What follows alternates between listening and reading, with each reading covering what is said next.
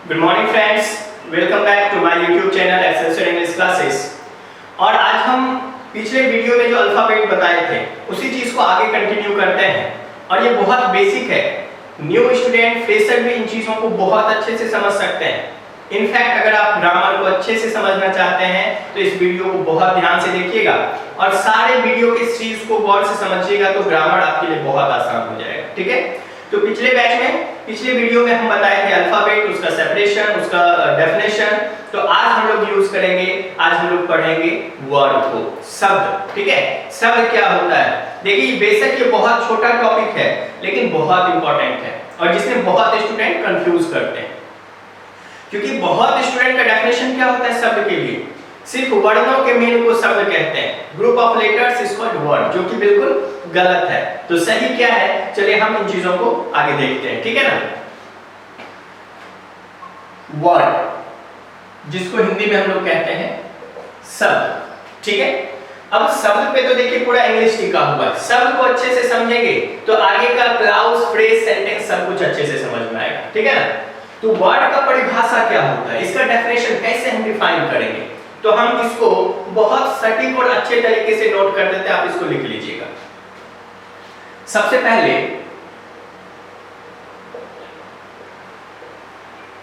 Meaningful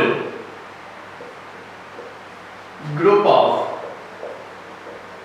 letter, कम से कम तो इतना बोलना है, meaningful group of letter is called word. ठीक है ना, मीनिंगफुल ग्रुप ऑफ लेटर्स, ये पहला पॉइंट है जो कि आपको ध्यान में रखना है, जिसको हिंदी में लिखते हैं वर्णों के सार्थक समूह को। ठीक है, शब्द कहते हैं। अगर आप बहुत शॉर्ट में बोलते हैं तो इतना तो जरूर बोलिए, वर्णों के सार्थक मतलब जिसका कुछ ना कुछ अर्थ हो, और जिस समूह का कोई अर्थ ही नहीं होगा वो कभी भी शब्द नहीं हो सकता है। ठीक है ना, अब इसका दूसरा पॉइंट क्या होगा? ये पहला हो गया और दूसरा पॉइंट हम लिखेंगे इट कैरी एट लीस्ट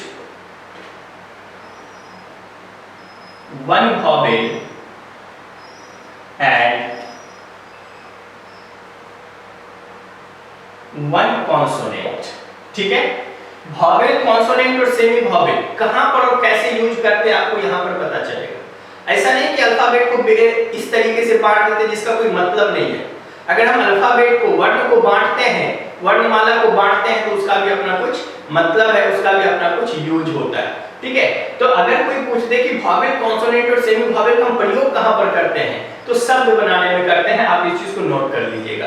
कैसे करते हैं, देखिए क्या है point, It carries at least one vowel and one consonant। ठीक है, मतलब कोई भी शब्द होगा उसमें कम से कम एक स्वर वर्ण और एक व्यंजन वर्ण का आना बहुत अनिवार्य है। ऐसा कोई शब्द आपको नहीं मिलेगा जो सिर्फ वॉवेल का बना हो या जो सिर्फ कॉन्सोनेंट का बना हो। कम से कम एक वॉवेल और कम से कम एक कॉन्सोनेंट होगा ही होगा। ठीक है, ये शब्द का बहुत इंपॉर्टेंट चीज होता है। ये इसको आप हिंदी में भी लिख लीजिए। शब्द में कम से कम एक स्वर वर्ण और एक व्यंजन वर्ण का होना अनिवार्य है। ठीक है, एक स्वर वर्ण और एक व्यंजन वर्ण का होना अनिवार्य है। तो देखिए हम इसको एग्जांपल के थ्रू आपको समझाते हैं। जैसे मान के चलिए हम लिखते हैं बॉय। ठीक है, तो ये देखिए वर्ण का समूह है। समूह मतलब क्या, कम से कम दो होना चाहिए, ज्यादा से ज्यादा कितना भी होगा कोई मतलब नहीं है। तो ग्रामर के अनुसार से समूह हम तब बोलेंगे जब कम से कम दो काउंटेबल नाउन, लेटर या कुछ भी एक साथ आ जाए। तो यहाँ पर कितना लेटर है, 3 लेटर है, तो समूह हो गया। तो क्या इस समूह का मतलब आ रहा है कि नहीं आ रहा है? आ रहा है। बॉय का मतलब होता है लड़का, तो ये शब्द हो जाएगा। ठीक है, लेकिन क्या इसी को हम ऐसे लिखते हैं BYO। देखिए इसमें भी बी है, इसमें भी बी है, इसमें भी वाई है, इसमें भी वाई है, दोनों में ओ है, लेकिन इसका कोई मतलब नहीं है। और इसका मतलब है, तो ये शब्द होगा क्या? ये शब्द होगा? नहीं होगा। क्यों नहीं होगा? क्योंकि इसका कुछ भी मतलब नहीं निकल रहा है। तो पहला पॉइंट इससे क्लियर हो गया कि शब्द उसी को बोलेंगे जो लेटर का समूह तो होगा, लेकिन उसका कुछ ना कुछ मतलब भी होना अनिवार्य होता है। और दूसरा पॉइंट क्या कहता है? कम से कम एक वॉवेल और एक कॉन्सोनेंट होना चाहिए। तो देखिए बी क्या है? कॉन्सोनेंट है। ओ क्या है? वॉवेल है। कम से कम हमको एक चाहिए, ज्यादा कितना है उससे हमको कोई लेना देना नहीं है। आप छोटे से छोटे शब्द को भी देख सकते हैं। जैसे देखिए हम लिखते हैं इट। इट का मतलब होता है यह, तो आई वॉवेल हो गया, टी क्या हो गया? कॉन्सोनेंट हो गया। तो एक वॉवेल एक कॉन्सोनेंट, जो दो लेटर का शब्द है उसमें भी मिल रहा है। जैसे देखिए हम लिखते हैं मी। मी मतलब क्या होता है? मुझे। तो देखिए इसमें एम कॉन्सोनेंट है, ये क्या हो गया? वॉवेल हो गया। तो इसमें भी एक वॉवेल और एक कॉन्सोनेंट हमको मिल रहा है।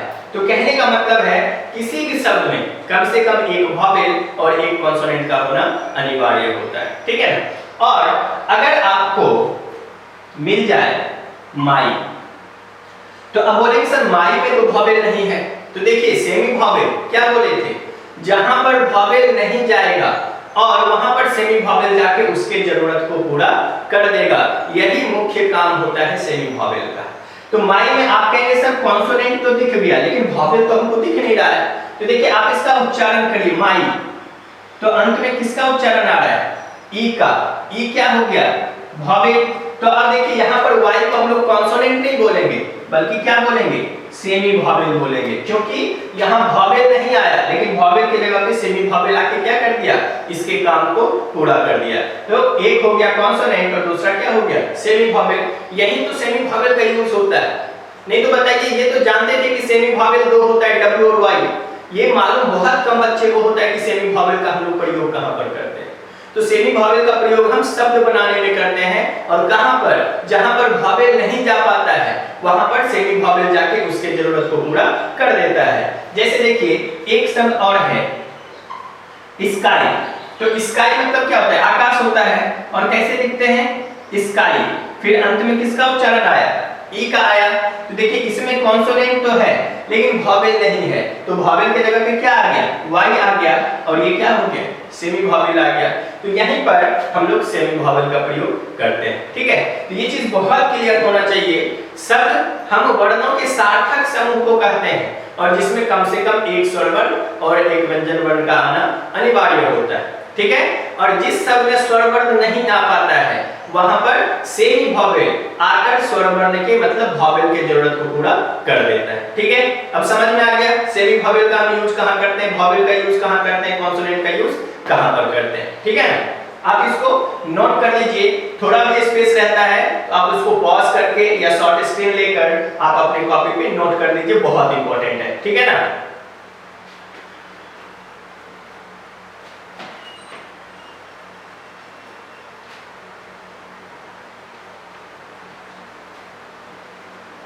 देखिए आगे हम लोग पढ़ेंगे टाइप्स ऑफ वर्ड, ठीक है।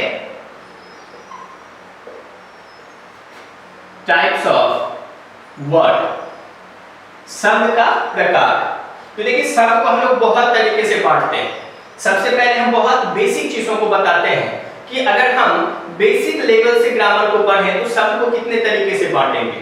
तो इसको हम लोग दो तरीके से बांट लेते हैं। पहला होता है सिंपल वर्ड और दूसरा होता है कंपाउंड वर्ड, ठीक है। वर्ड को पढ़ने में आपको 2, 4, 5 वीडियो लग सकता है क्योंकि वर्ड बहुत इंपॉर्टेंट है। वर्ड को ढंग से समझ लिए तो एंटोनिम, सिनोनिम, होमोफॉर्म्स ये जितना भी है आपको फिर समझने में दिक्कत नहीं होगा। तो थोड़ा इसको ध्यान से पढ़िएगा, ठीक है ना। तो अब देखिए सिंपल वर्ड और कंपाउंड वर्ड दोनों में क्या अंतर होता है, बहुत आसान है। देखिए पहला है सिंपल वर्ड।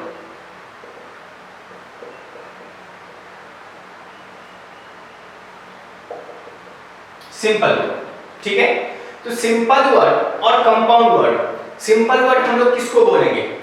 जिस शब्द में कभी भी अगर आप तोड़ते हैं तो उससे टूटकर दो शब्द ना निकले, ठीक है ना। अगर मान के चले एक शब्द है और बोला जाए कि आप इसको बीच से तोड़िए या फिर इसके अंदर से दो शब्द निकालिए, तो अगर दो शब्द नहीं निकला तो समझ लीजिए वो क्या हो जाएगा, सिंपल वर्ड हो जाएगा। इसको लिख लेते हैं,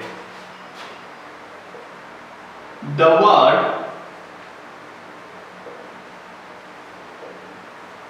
which gives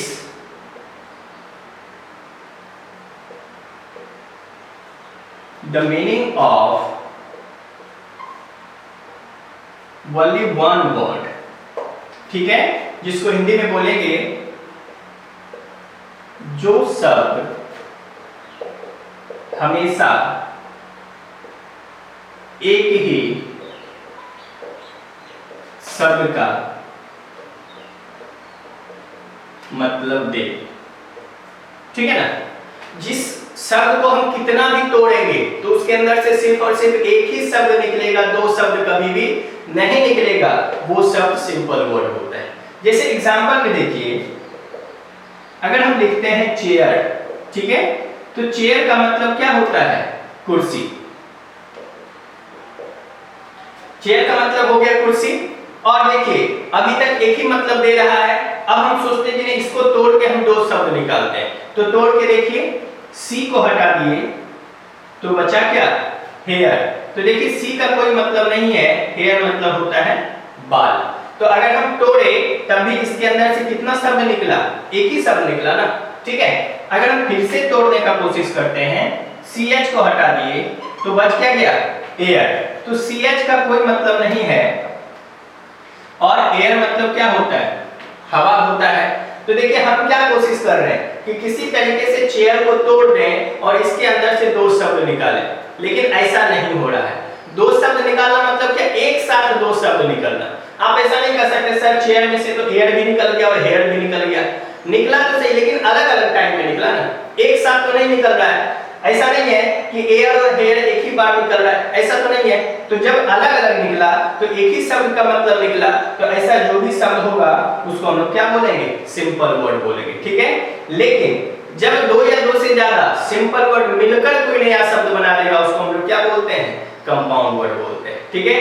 अगर आप चाहें तो सिंपल वर्ड का हम एक और एग्जांपल दे देते हैं। जैसे देखिए चेयर के साथ साथ आप लिख सकते हैं टेबल, टेबल। तो देखिए टेबल का मतलब होता है टेबल, ठीक है। अब इसको हम तोड़ते हैं और हम कोशिश करते हैं कि एक साथ इससे दो शब्द निकल जाए, निकलेगा, नहीं निकलेगा। देखिए अगर हम टी को अलग करते हैं तो क्या बचता है, एबल। एबल मतलब होता है सक्षम होना, ठीक है। टी का तो कोई मतलब नहीं होता है, एक साथ दो शब्द तो नहीं निकला, जब भी हम तोड़े तो एक एक शब्द निकल रहा है। इट मींस क्या हो गया, ये भी क्या हो गया, सिंपल वर्ड हो गया, ठीक है ना। टेबल एबल निकल गया, लेकिन टी का कोई मतलब नहीं आ रहा है। तो ऐसा कोई भी शब्द आपको मिल जाए जिसमें आप एक साथ दो शब्द नहीं निकाल सकते हैं, वो क्या होगा, सिंपल वर्ड होगा, ठीक है। ये बहुत इंपॉर्टेंट है। देखिए ये आप ऐसा मत सोचिए कि ये बहुत आसान है, बहुत हल्के में आप ले रहे हैं, इसको हल्के में नहीं लेना है। ये चीज आपके लिए बहुत इंपॉर्टेंट होगा जब आप एपिस्ट्रॉफी, कॉम्पिटिटिव एग्जाम का एक बहुत इंपॉर्टेंट टॉपिक होता है एपिस्ट्रॉफी, जब आप उसको पढ़ेंगे तो इससे रिलेटेड क्वेश्चन पूछा जाता है। कहां पर एपिस्ट्रॉफी लगाना है, किस कंडीशन में नहीं लगाना है, उसमें सिंपल और कंपाउंड वर्ड का बहुत ज्यादा यूज होता है, ठीक है ना। अब आगे देखिए, आप सिंपल वर्ड समझ गए।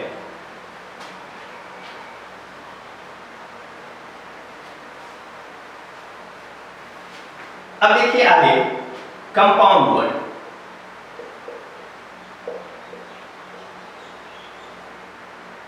तो देखिए कंपाउंड का मतलब क्या होता है। सबसे पहले हम कंपाउंड के मतलब को समझते हैं, तो कंपाउंड वर्ड को समझना आपके लिए आसान हो जाएगा। कंपाउंड का मतलब होता है मिला जुला, ठीक है ना। तो कंपाउंड वर्ड क्या होगा, जैसे सिंपल वर्ड क्या था कि जिससे तोड़ने के बाद भी एक शब्द निकले, लेकिन कंपाउंड वर्ड क्या है, जिस शब्द को तोड़ेंगे तो कम से कम दो शब्द निकले, ज्यादा कितना भी निकल सकता है, लेकिन कम से कम कितना निकले, दो निकले, वो शब्द क्या होता है, कंपाउंड होता है, ठीक है ना। तो लिख लेते हैं इसकी परिभाषा को, when two or more than two simple words join together and gives,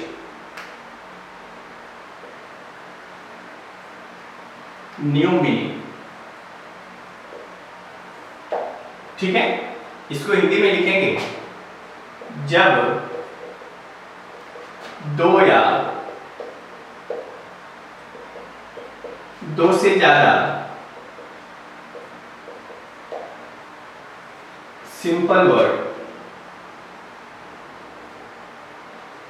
मिलकर कोई नया शब्द बनाता हो,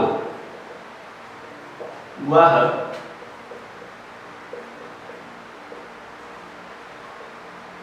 कंपाउंड वर्ड कहलाता है। ठीक है, जब दो या दो से ज्यादा सिंपल वर्ड मिलकर कोई नया शब्द बनाता हो, उसको हम लोग क्या बोलते हैं? कंपाउंड वर्ड बोलते हैं। जैसे एग्जांपल में देखिए, हम लिखते हैं चेयर, जो कि हम आपको बताए थे सिंपल वर्ड में। ठीक है, चेयर का मतलब क्या होता है? ऐसे करके हम लोग देखते हैं। चेयर का मतलब कुर्सी। ठीक है, अब इधर लिख दिए मैन। मैन मतलब क्या हो गया? आदमी हो गया। तो दोनों सिंपल वर्ड है। अब दोनों को जब हम जोड़ देंगे तो क्या बन जाएगा? चेयरमैन। अब देखिए, चेयरमैन एक नया शब्द बन गया और इसका मतलब क्या होता है? अध्यक्ष होता है। तो देखिए, यही दो सिंपल वर्ड को जब हम जोड़े तो एक नया शब्द बन गया और इसका मतलब भी क्या हो रहा है? अलग हो रहा है। चेयरमैन इसका मतलब होता है अध्यक्ष, तो ये कंपाउंड वर्ड हो गया और ये दोनों क्या हो गया? सिंपल वर्ड हो गया। जैसे मान के चलिए हम लिखते हैं ब्रेन। ब्रेन का मतलब क्या होता है? दिमाग। अब लिखिए स्टॉर्म। स्टॉर्म मतलब क्या होता है? तूफान। ठीक है, ब्रेन और स्टॉर्म। अब दोनों को मिला दिए तो क्या बन गया? Brain storm. अब देखिए, ब्रेन का मतलब दिमाग, स्टॉर्म का मतलब तूफान, लेकिन जब दोनों को एक साथ मिलाए तो क्या हो जाएगा? बहुत चंचल दिमाग। या दिमाग में उथल पुथल होना। ठीक है, तो देखिए बिल्कुल अलग मतलब हो जाता है। तो एक तरीके से आप ये मानकर चलिए कि जब दो या दो से ज्यादा सिंपल वर्ड एक साथ मिलेगा तब वो क्या हो जाएगा? कंपाउंड वर्ड हो जाता है। ठीक है ना, आप इसको नोट कर लीजिए। और देखिए, हम आगे भी और आपको एग्जांपल देते हैं।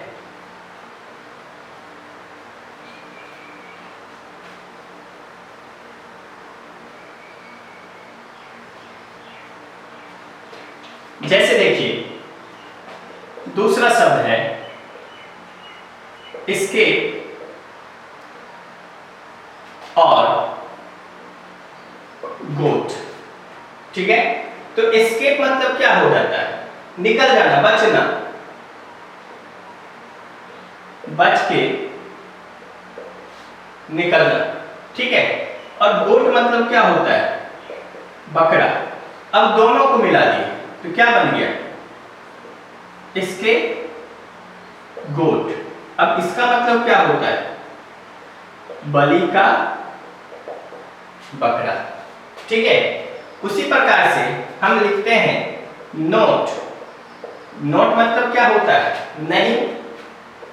और लिखिए आइस। आइस मतलब क्या होता है? बर्फ। अब दोनों को मिला दिए, क्या बन गया? नोटिस। और नोटिस का मतलब क्या होता है? सूचना। ठीक है, तो इनफैक्ट क्या है? अब देखिए, अब इस नोटिस को अगर बोला जाए आपको तोड़ने के लिए तो आप इससे दो शब्द निकाल सकते हैं, नोट और आइस। तो यही होता है सिंपल वर्ड, जिसको हम तोड़ेंगे तो सिर्फ और सिर्फ एक शब्द निकलेगा, और कंपाउंड वर्ड जिसको तोड़ेंगे तो कम से कम दो शब्द निकले, उसको हम लोग क्या बोलते हैं? कंपाउंड वर्ड बोलते हैं। ठीक है ना, तो आपको समझ में आ गया होगा। अब हम देखते हैं इस कंपाउंड वर्ड को भी हम अलग तरीके से पढ़ते हैं, क्योंकि देखिए हम आपको बार बार कह रहे हैं ये जो कंपाउंड वर्ड है इस पे आधारित एपिस्ट्रोफी टॉपिक आपको बहुत ज्यादा कंफ्यूज करेगा अगर आप इन चीजों को अच्छे से नहीं समझते हैं तब। और एसएससी बैंकिंग में तो खास करके इससे रिलेटेड बहुत सारा एरर पूछा जाता है, ठीक है, पूछा भी जाता है, ठीक है। तो हम लोग देखते हैं कंपाउंड वर्ड का क्या टाइप है। तो कंपाउंड वर्ड का बेसिकली दो टाइप है जो बहुत इंपॉर्टेंट है, हम लोग उसको देखते हैं।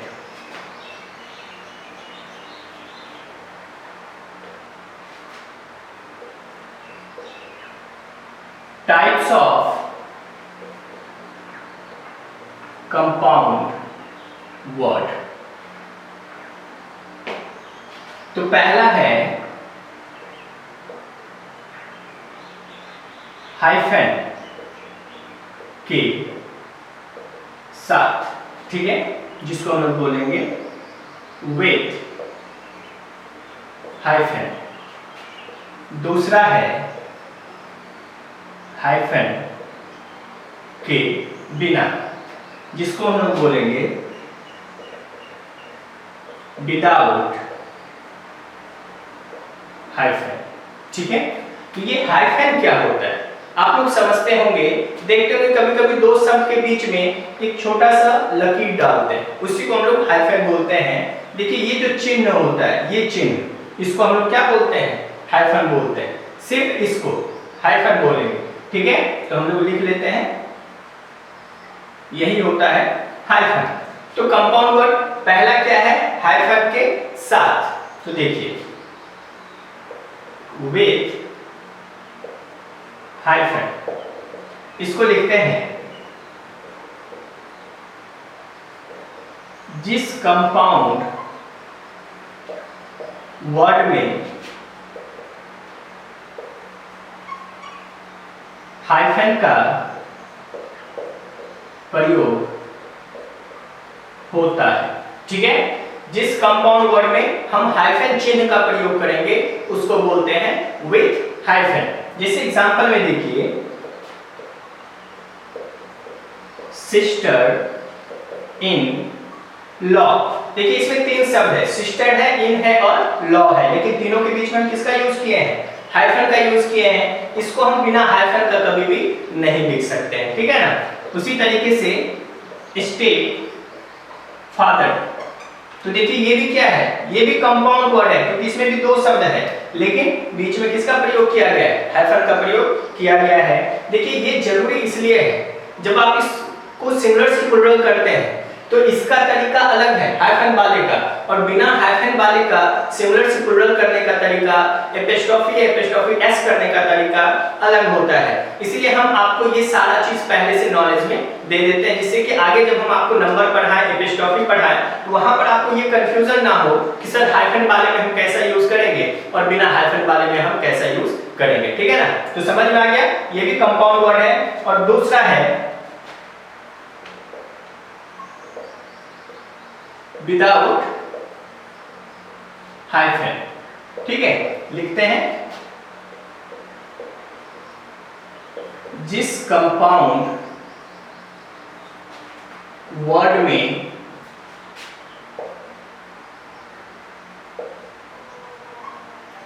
हाइफन का प्रयोग नहीं होता है, ठीक है। पहला जिसमें हाइफन का प्रयोग होता है, दूसरा ऐसा कंपाउंड वर्ड जिसमें हम हाइफन का प्रयोग नहीं करते हैं। इसके एग्जांपल में देखिए, जैसे नोटिस हो गया, दूसरा मैंगो हो गया, मैन एंड गो, नोट और आइस, ये भी कंपाउंड वर्ड है, लेकिन क्या इसके बीच में हम हाइफन का प्रयोग किए, नहीं किए। तो ये विदाउट हाइफन हो गया और ये विद हाइफन हो गया, ठीक है। यही था कंपाउंड वर्ड का टाइप, और आगे हम नेक्स्ट वीडियो में फिर बताएंगे। और हम उम्मीद करते हैं कि आपको मेरा वीडियो पसंद आया होगा और आप सब कुछ अच्छे से समझ गए होंगे, ठीक है। तो आप इस वीडियो को लाइक कर दीजिए और सब्सक्राइब कर दीजिए, ठीक है। Thank you.